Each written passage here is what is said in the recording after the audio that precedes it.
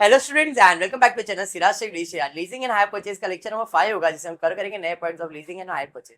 Start करेंगे आज से क्लास।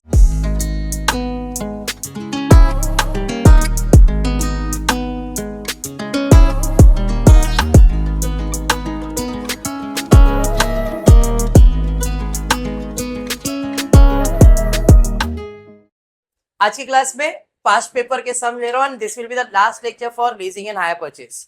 लास्ट लेक्चर बस हो गया। जिस टाइप के सम्स आप कर रहे हो वो टाइप इज इनफ। और अभी जो भी सम मैं करवा रहा हूँ ये सब पास्ट पेपर्स के, जो आपके एग्जाम में जिस टाइप के सम्स आते हैं वो जो अभी करवाए वैसे भी आ सकते हैं। ये छोटे छोटे सम्स है वो भी मैं आपको करवा देता हूँ। पहला क्वेश्चन क्या दिया है जरा देखो।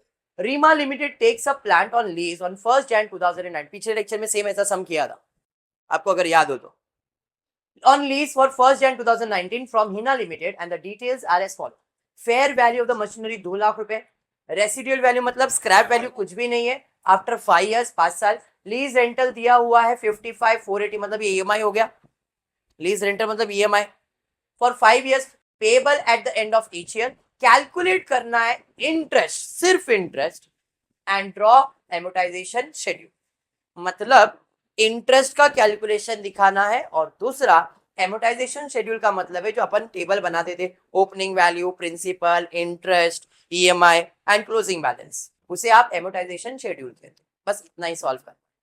क्लियर है क्या? चल, सबसे पहला क्वेश्चन में हम लोग को इंटरेस्ट कैलकुलेट करना है, तो इंटरेस्ट कैलकुलेशन करने के लिए क्या मालूम होना चाहिए? इंटरेस्ट का रेट पता है क्या? तो ऐसा हमने पिछले सब में किया था, बराबर है। पीवीआईएफ फैक्टर से सॉल्व किया था। अब पीवीआईएफ फैक्टर अगर नहीं है, विदाउट पीवीआईएफ फैक्टर कैसे फाइंड करेंगे रेट ऑफ इंटरेस्ट? ठीक है, तो यहां पे क्वेश्चन में दिया है lease rent was 55,480 for the 5 years payable eight the end of each year, और कोई इंफॉर्मेशन ही नहीं है। तो हम कैलकुलेशन करेंगे, अगर 5 साल में अगर मैं इतना ईएमआई भर रहा हूं 55,480, 5 साल भरने वाला हूं, जबकि उस प्रॉपर्टी का कीमत 2 लाख है, तो मैंने एक्स्ट्रा कितना पैसा भरा? जो भी एक्स्ट्रा मैंने पैसा भरा है वो मेरा इंटरेस्ट है। और वो इंटरेस्ट कितने साल में भरा है मैंने? 5 साल में। तो उसके बेसिस पे इंटरेस्ट का कैलकुलेशन करेंगे विदाउट पीवीआईएफ टेबल। पिछले लेक्चर में पीवीआईएफ टेबल से सॉल्व किया था, आज बिना पीवीआईएफ के सॉल्व। ठीक है, तो ईएमआई है मेरा, ईएमआई मतलब लीज रेंट है मेरा 55,480। कितने साल पे करना है मुझे? मल्टीप्लाई करो, कितना आ रहा है? 2,77,400। 2 लाख का प्रॉपर्टी 277,400 भरा है, मतलब इंटरेस्ट कितना भर दिया है? समझ में आया? अब ये इंटरेस्ट कितने साल का है? 5 साल का कॉम्बिनेशन है। इसका मतलब इसमें 5 साल का इंटरेस्ट, जिसमें फर्स्ट ईयर का इंटरेस्ट, सेकेंड ईयर का इंटरेस्ट, थर्ड ईयर का इंटरेस्ट, फोर्थ ईयर का इंटरेस्ट एंड फिफ्थ ईयर का इंटरेस्ट। तो इस इंटरेस्ट को हमको रेशियो में डिवाइड करना पड़ेगा and the ratio would be 5 year is to 4 year is to 3 year is to 2 year is to 1। समझ में आया? मतलब ये जो इंटरेस्ट है ये कॉम्बिनेशन है, सब पूरे साल का इंटरेस्ट है, एक साल का इंटरेस्ट नहीं है। ये पूरे 5 साल में आप इतना अमाउंट भरने वाले, तो उसमें जो फर्स्ट ईयर में आपने कितना भरा, सेकेंड ईयर में कितना भरा, थर्ड ईयर में कितना भरा, फोर्थ ईयर में कितना, उसका रेशियो निकालना पड़ेगा। तो रेशियो कैसे निकलेगा? 77,400 इंटू 5 अपॉन 50। तो पहले साल में जो भी ब्याज होगा वो पूरे 5 साल का होगा, फिर 4 साल का होगा, फिर 2 साल का, 3 साल का, 2 साल का, 1 साल का एंड सो ऑन। तो रेशियो ये जो आएगा वो कौन से ईयर का इंटरेस्ट रहेगा? फर्स्ट ईयर का। फिर 4 मतलब सेकेंड ईयर का, फिर थर्ड ईयर का, फिर सेकेंड ईयर का, sorry third year, second year and first year. ठीक है क्या? तो इसी तरह से हम इसका कैलकुलेशन करेंगे। Calculation of interest for 5 years 77,400 into 1 divide, ये किया कैलकुलेशन ऐसा। बट ये जो लास्ट ईयर का इंटरेस्ट है वो कौन से ईयर का इंटरेस्ट रहेगा? फर्स्ट ईयर का। क्लियर हो गया? समझ में आया इंटरेस्ट? अब आ जाते हैं एमोटाइजेशन टेबल। आई होप ये समझा है। एमोटाइजेशन टेबल में ओपनिंग बैलेंस कितना है? 2 लाख। ईएमआई कितना है? 55,480। इंटरेस्ट मालूम पड़ गया फर्स्ट ईयर में कितना है? 25,800। अब यहाँ पे रेट नहीं मालूम है पर इंटरेस्ट मालूम। अंडरस्टूड भाई? इसमें से इसको माइनस करो, कितना आ रहा है? 29,680। 2 लाख में से 29,680 माइनस करो 173,20, वहां से यहाँ आ जाओगे वापस से ये मालूम है और इंटरेस्ट कितना है 20,006। ये आपका पास्ट पेपर का सम ट्विस्ट क्या था समझ में आया। पिछले लेक्चर में भी सेम करा था पीवीआईएफ से। ओके, बैलेंस निकाल दिया, समझा निशिता। बैलेंस सेम यहाँ पे आ गए, ईएमआई मालूम है, इंटरेस्ट मालूम, क्लियर। लास्ट ईयर में भी टेंशन नहीं है, यहाँ पे आपको सेम लिखने की जरूरत ही नहीं है। इंटरेस्ट है उतना ही इंटरेस्ट रहेगा, इंटरेस्ट बदलेगा भी नहीं। माइनस करके चेक करो, इतना ही बैलेंस आएगा। चेक करो इसमें से माइनस करो, आपको यही बैलेंस आएगा, क्योंकि एवरेज आया ना यहाँ पे परसेंटेज का कैलकुलेशन नहीं हुआ। समझ में आया फर्क। डन। ये आपका पास्ट ईयर में इतना ही पूछा गया, कर सकते कि नहीं, ये पास्ट पेपर के समझे, ठीक है। यस, इतना ही था ये। चलिए बढ़ेंगे नेक्स्ट सम की तरफ, देखते क्या दिया है। Raghav takes an asset on the finance lease from Rama Limited. The terms for which are given below. A lease term 4 साल का है. Fair value of the asset at the inspection of the lease was 1250. Lease rent was 4 lakh at the end of the year. Expected residual value मतलब scrap value दिया है 1,88,000. Implicit rate of interest दिया है 15%. You are required to prepare loan amortization schedule. Loan amortization मतलब अभी जो solve किया था, ठीक है। तो सबसे पहला ओपनिंग वैल्यू कितना भाई, ओपनिंग वैल्यू 12,50,000। हाँ जी, इंटरेस्ट कितना है मालूम है अपने को, ईएमआई कितना है eight the end of the year, मतलब इंटरेस्ट के साथ ही होगा। 12,50,000 का कितना परसेंट निकालोगे, निकालो कितना आ रहा है, बैलेंस प्रिंसिपल आ जाएगा। क्लोजिंग कितने साल के लिए वर्किंग है, 4 साल।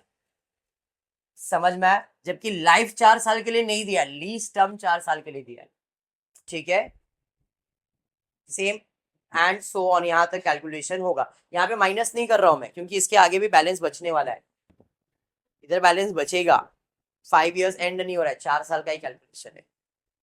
हाँ समझा ना, अगर लास्ट ईयर का ईएमआई होता तो इधर जो बैलेंस होता वो लिखता, बैलेंस के फिगर इंटरेस्ट होता। कुछ डाउट है तो पूछ लो, यहाँ फास्ट किया है मैंने, समझ में आया, डाउट है पक्का। लीज टर्म का मतलब क्या हुआ कि हमने 4 साल के लिए लिया है खाली, क्या प्रॉपर्टी जो ये है इसका ईएमआई 4 साल में कंप्लीट करने बोला है क्या उसने, 4 साल में कंप्लीट ही नहीं हो रहा है ना बैलेंस, मतलब ईएमआई तो और चलने वाला है, खाली आपने जो भाड़े पे लिया वो कितने साल के लिए लिया है, सिर्फ 4 साल। समझा अभी। हाँ, ये लीज पे लिया हुआ है, लीज रेंटल इज इक्विवेलेंट, तो जिधर लीज रेंट आ गया मतलब भाड़ा ही है, बट वो लीज रेंट को अपन कैसा ट्रीट कर रहे हैं, एज एन ईएमआई। ऐसे पिछले सम से वही करते आ रहे हैं ना अपन। समझ में आया क्या, क्लियर हुआ। बस इतना ही आपको क्वेश्चन में पूछा गया।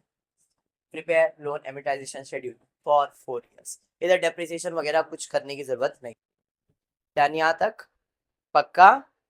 हाँ चलिए बढ़ते next. PQR limited is planning to lease the asset having total value of 1 lakh on a rental of 35,000 per annum for 5 years.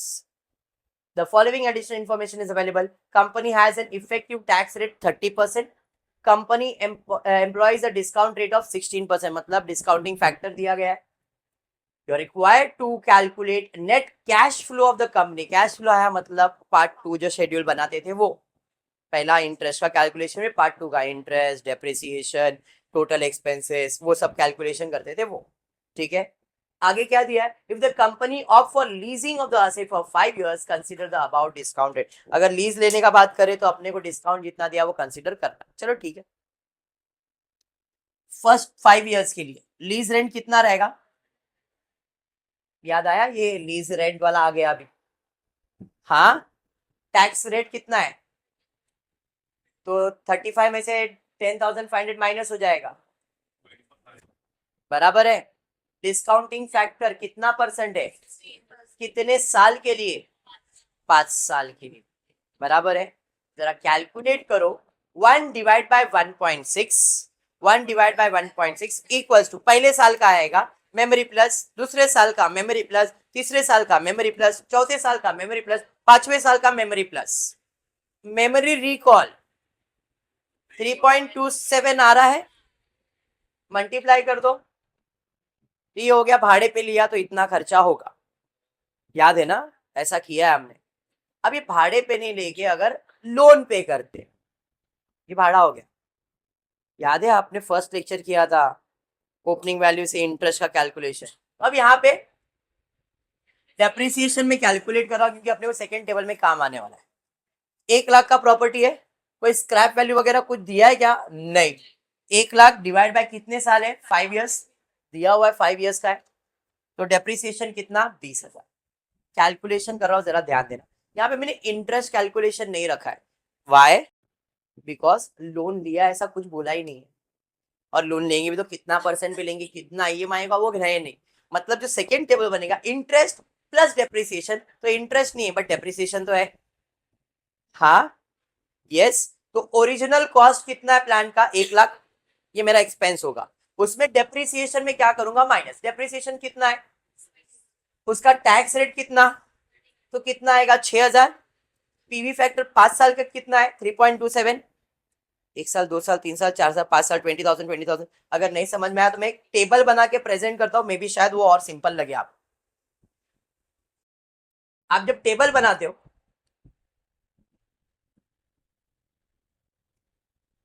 तो सबसे पहला कॉलम होता था तुम्हारा इंटरेस्ट का, फिर होता था डेप्रिसिएशन, बराबर है, फिर टोटल एक्सपेंसेस। इंटरेस्ट तो है ही नहीं 5 साल में, बट डेप्रिसिएशन एवरी ईयर 20,000 है, कॉमन है, तो टोटल एक्सपेंस भी सेम आएगा 20,000। अरे हाँ, एवरेज निकालोगे 5 साल का वही रहेगा। इसके बाद आता था टैक्स, कितना? जो भी रेट है 30% के हिसाब से 6,000, तो सेविंग बचता था तुम्हारा, बराबर है। बट यहाँ पे सेविंग का कैलकुलेशन नहीं कर पा रहा हूँ, क्यों? बिकॉज अपने को इंटरेस्ट को दिया नहीं है, तो मेरा only expense is what? Depreciation. तो डेप्रिसिएशन में टैक्स कितना जा रहा है मेरा? 30% जा रहा है, तो खर्चा कितना हो रहा है? आउटफ्लो सिर्फ एक ही खर्चा हो रहा है, उसके ऊपर 30% खर्चा हो रहा है, मतलब 6,000, और उसका पीवी वैल्यू कितना है? 3.27। और कुछ है क्या? नहीं। तो मैंने इसका पीवी वैल्यू निकाला, देखो 19,620। 1 लाख का सामान में मेरा 5 साल में खर्चा सिर्फ इतना ही है, और कोई खर्चा है क्या? नहीं। तो 1 लाख में अगर 19,000 का खर्चा है तो मेरा कैश आउटफ्लो में कितना बैलेंस जा रहा है? 80,000 रुपए। जबकि अगर इंस्टॉलमेंट में जा रहा हूं तो कितना जा रहा है? 80,115। इधर जा रहा है 80,380। तो कौन सा बेटर है? इसमें कम पैसा जा रहा है, इसमें ज्यादा पैसा जा रहा है, तो अपने को क्या लेना चाहिए? लेस। समझ में आया? सब शॉर्ट कर दिया है, कंसेप्ट वही है। अगर आपके दिमाग में वो चीज बैठा है तो सेम चीज चलेगा, खाली प्रेजेंटेशन थोड़ा अलग भी हो रहा है बट कंसेप्ट वही चल रहा है इसके। ठीक है, पक्का? Done for the day. ठीक है, आज इतना ही करते हो। फिर वीडियो पसंद आए तो प्लीज वीडियो को लाइक कर देना, फ्रेंड्स ग्रुप में शेयर करना, चैनल को सब्सक्राइब करना। Thank you for watching the video.